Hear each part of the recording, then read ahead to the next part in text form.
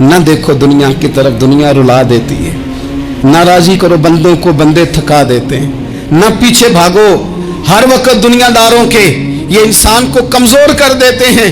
وہ تو کریم ہی بڑا ہے، 2 آنسو زمین پر بعد میں گرتے ہیں، بندے کے گناہ سارے پہلے معاف فرما دیتا ہے۔ یاد رکھنا، کسی شخص کی بلیک میلنگ کا کبھی شکار نہ ہونا، کبھی کسی کی میٹھی اور مسجع مکفہ باتوں کا شکار نہ ہونا۔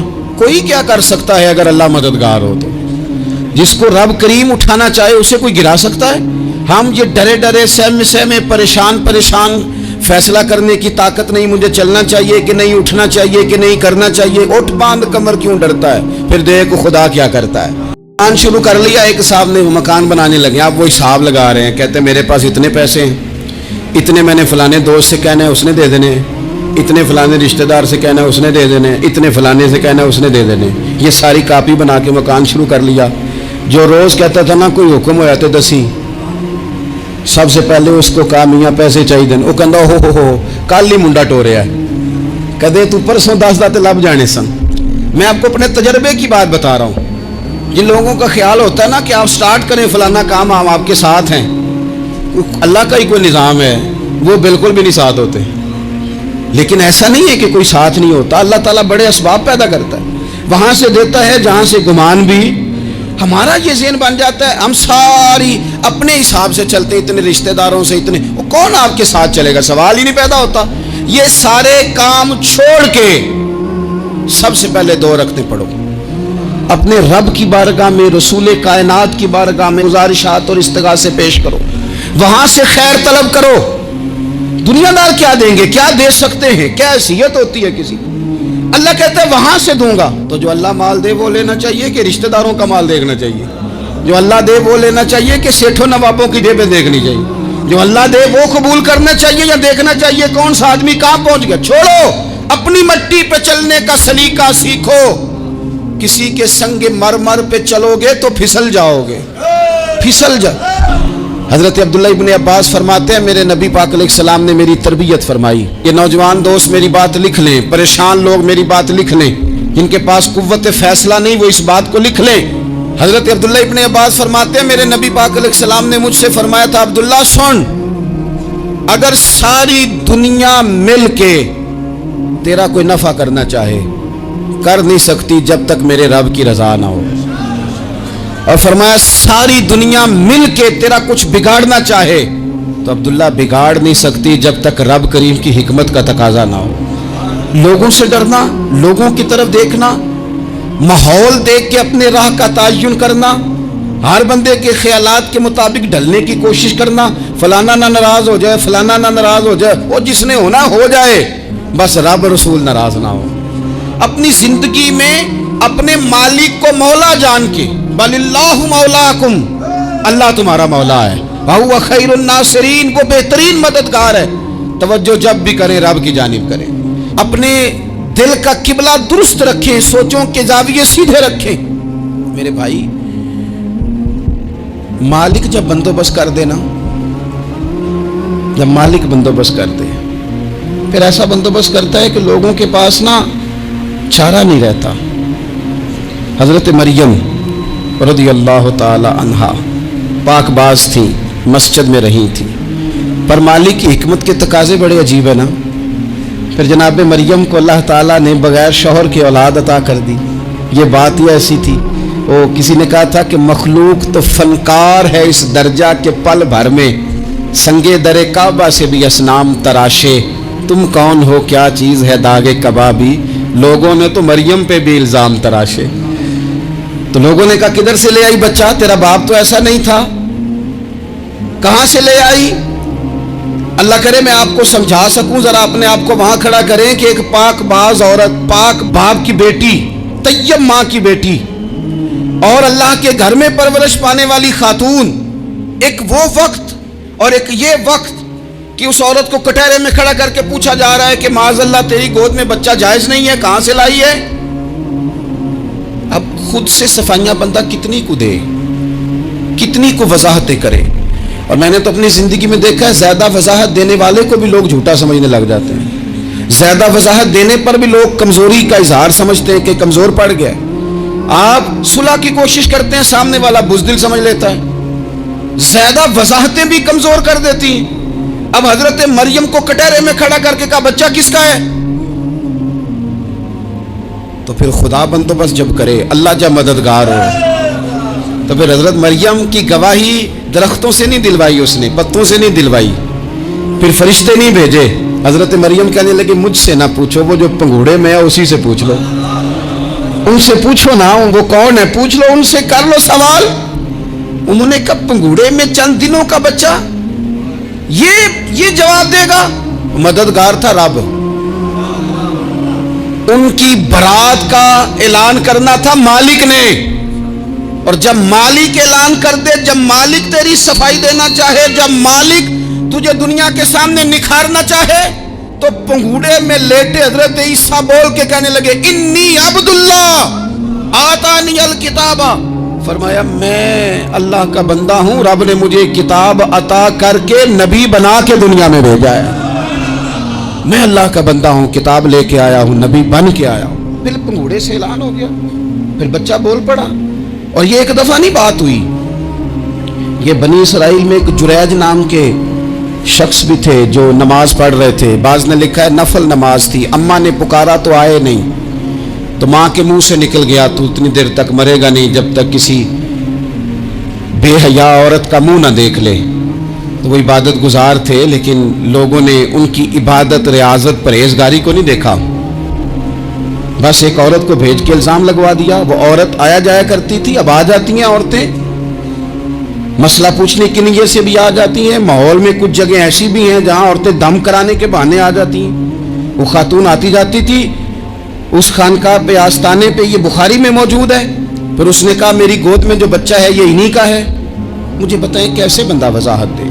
حالات خراب ہو گئے، لوگ کٹیا جلانے لگے، ماحول اور طرح کا بن گیا. میرے نبی پاک علیہ الصلوۃ والسلام فرماتے ہیں پھر اس رب کے بندے نے کہا مالک تو کریم ہے، تیری مشیت کا تقاضا آیا جو میری ماں نے جملے بولے تھے، پر اب میں وضاحت دینے کے قابل نہیں رہا، اب تو ہی کرم کرے گا تو دروازہ کھلے گا.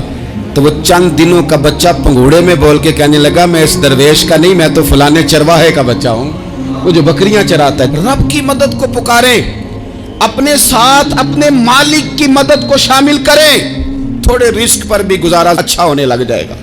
سارے لوگ آپ کو گرانے کی تدبیریں کر رہے ہوں گے اور مالک آپ کو عزتیں عطا فرما دے گا. اس کی بارگاہ سے حکمت کا تقاضا اور ہو جائے گا. ہم نے ساری زندگی لوگوں کو راضی کرنے میں گزار دی، ساری زندگی بڑھاپا آ گیا بچوں کو پالتے، اور بچوں نے آخری عمر میں کہہ دیا ابا اگر کوئی ڈھب کا کام کر لیتے تو آج ہمارے دن بھی پھر نہ جاتے. ساری زندگی گزار دی بہن بھائیوں کو راضی کرنے میں، ساری زندگی گزار دی ذمہ داریاں اٹھانے میں. ان کو 99 دفعہ دیا، ایک دفعہ نہیں دیا تو انہوں نے کہہ دیا تو نے تو کبھی دیا ہی نہیں، تو تھا ہی نہیں. ساری زندگی محلے داروں، علاقے والوں کو راضی کرنے میں گزار دی. اور میں نے ایسے لوگ بھی دیکھے دین کے لیے وقت گزارا، لیکن جب بڑھاپے میں دانت کام نہ کرتے تھے تو وقت کے مفتیوں کو بھی مسجدوں کی کمیٹیوں نے کہہ دیا اب آپ کی سمجھ نہیں آتی، ہم نے خطیب کو یور رکھنا ہے. میں کہتا ہوں کہ جتنے درد سے آپ امیر کو اپنی کہانی سناتے ہیں نا، اور جس طرح آپ کے آنسو بات کرنے سے پہلے گر جاتے ہیں کہ غریب ہیں، بچیاں ہیں، کاروبار نہیں، او میرے سنگیو، اس سے آدھے آنسو اپنے رب کی بارگاہ میں بکھیرو، اس کے حضور عرض گزار ہو جاؤ، اس سے طلب کرو. ایک وقت انسان پر زندگی میں ایسا آتا ہے کہ اسے یوں محسوس ہوتا ہے کہ میرا سایہ بھی ذرا سا پیچھے ہٹ گیا ہے. اسے یوں لگتا ہے کہ میں کسی سہارے پہ ہاتھ ڈالتا ہوں تو وہ بھاگ جاتا ہے مجھ سے. لیکن مالک کی بارگاہ ایسی عظیم بارگاہ ہے، رب رسول کے آستانے اتنے بڑے ہیں کہ آپ جب وہاں کشکول طلب دراز کرتے ہیں تو جھولی پھیلانے میں دیر لگتی ہے، ان کو بھرنے میں تو کوئی دیر نہیں لگتی. ہم نے اپنا سوچ کا قبلہ ہی دنیا کو بنا لیا ہے. یہ جو اللہ والوں کی مدد ہے یہ تو ہے نہیں، اللہ ہی کی مدد ہے. لیکن یہ جو سیٹھوں کی طرف توجہ کرنا، نوابوں کی طرف توجہ کرنا، دنیا داروں کی طرف توجہ کرنا اور اپنا مزاج اس طرح کا بنا لینا، یارو گردن کو جھکا دیتا ہے خیرات کا پتھر. जहां में मांगने वालों के सर कभी ऊंचे नहीं होते। और इकबाल कहते हैं गैरत है बड़ी चीज जहाने तगो दो में, पहनाती है ये फक्र को ताजे सरदारा। मैं अर्ज करूंगा कि अपनी आप जब तवज्जो का किबला अल्लाह रसूल को बनाएंगे तो रब फरमाते हैं यरज़ुक़हु मिन हैसु ला यहतसिब, मैं ना तुझे वहां से रिस्क दूंगा जहां से कभी तेरा गुमान भी नहीं किया होगा। यहां से भी मिल सकता है, तूने सोचा भी नहीं होगा। बुखारी शरीफ में हदीस है, हज़रत जाबिर इब्न अब्दुल्लाह फरमाते हैं नबी पाक सल्लल्लाहु अलैहि वसल्लम ने ना 300 लोगों का एक लश्कर रवाना किया किसी मुहिम के लिए, किसी जिहाद के लिए। हज़रत अबू उबैदा बिन जर्राह रदी अल्लाह तआला अन्हु अमीर लश्कर थे। फरमाते गुर्बत इतनी ज़्यादा थी, भूख इतनी ज़्यादा थी कि एक एक खजूर दिन में एक वक्त खाने को मिलती थी, और एक कुछ दिन ऐसे आए कि अब खजूर भी नहीं मिल रही। फरमाते इतनी ज़्यादा भूख लगी मुजाहिदीन को, 300 बंदा पत्ते खा के गुजारा होने लगे। ये बुखारी में मौजूद है। आप फरमाते कि दरिया के किनारे हमारा पड़ाव था, ठहराव था। जब भूख से निढाल हो गए ना, वह यरज़ुक़हु मिन हैसु ला यहतसिब, अल्लाह वहाँ से रोज़ी देता है, गुमान भी नहीं होता।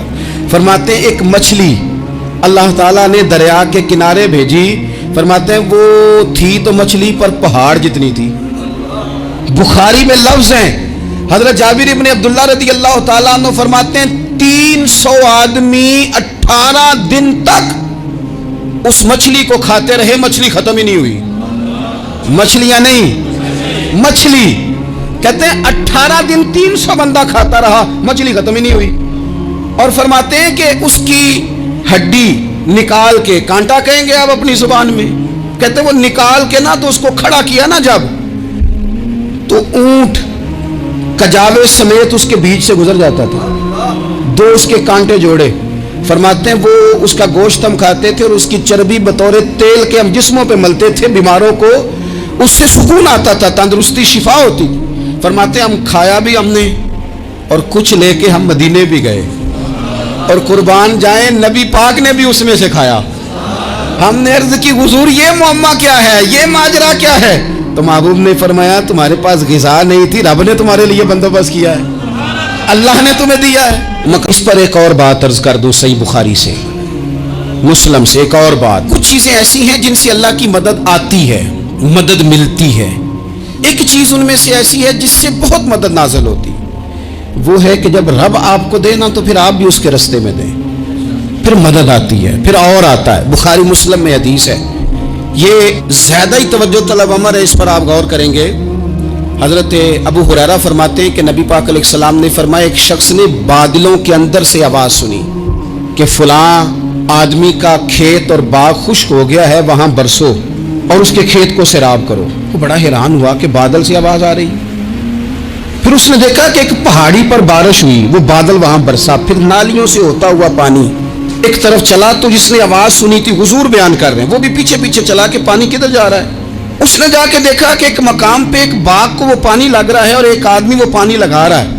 उसने उससे पूछा तेरा नाम क्या है? उसने कहा क्यों? कहने लगा बता ना। उसने नाम बताया तो कहने लगा यही तो वो नाम है जो मैंने बादलों के अंदर से सुना है कि फलां के खेत को पानी दे दो। उसने कहा यार तू क्या अमल करता है कि स्पेशल तेरे लिए बारिश बरसे? ये बुखारी पढ़ रहा हूं, सियासता से हदीस अर्ज कर रहा हूं। उससे पूछा तू क्या काम करता है कि जनाब अल्लाह तबारक व तआला का हुक्म करम आया कि खास तेरे लिए पानी बरसे और तेरे खेत को सैराब करे। तो उसने कहा छोटा जिम्मेदार हूं, पर जब फसल उगती है तो 3 हिस्से करता हूं। एक हिस्सा अपने बाल बच्चों पे, बहन भाइयों पे खर्च करता हूं, एक हिस्सा पूरा, और एक हिस्सा दोबारा काश्तकारी पे लगाता हूं, और तीसरा हिस्सा खालिस मैंने मिस्कीनों, यतीमों और गरीबों के लिए रखा हुआ है। वो जो तीसरा हिस्सा, अल्लाह करे आप समझे, वो रब के बंदों पे तीसरा हिस्सा खर्च करता है ना, तो करीम मालिक ने फरमाया जहां से गरीब का हिस्सा जाता है वो खेत खुश्क नहीं रहना चाहिए। वो जहां से मिस्कीन रोटी खाते हैं वो खुश्क ना रहे। जहां से यतीमों को कुछ आता है कहीं उसकी फसल रह ना जाए। मैं और आप भी अगर अपने माल में मिस्कीनों, यतीमों, गरीबों के हिस्से रख लेंगे तो फसलें खुश्क नहीं रहेंगी, उनके अंदर ताजगी आएगी, नूर आएगा, करम आएगा, खास कर खुदा की रहमत बरसेगी। मदद अल्लाह से चाहें, अपनी तवज्जुहात का मरकज रब रसूल की ज़ात को बनाए, फिर आप महसूस करेंगे कि بڑی جلدی اللہ تعالیٰ کی مدد آنے لگی ہے.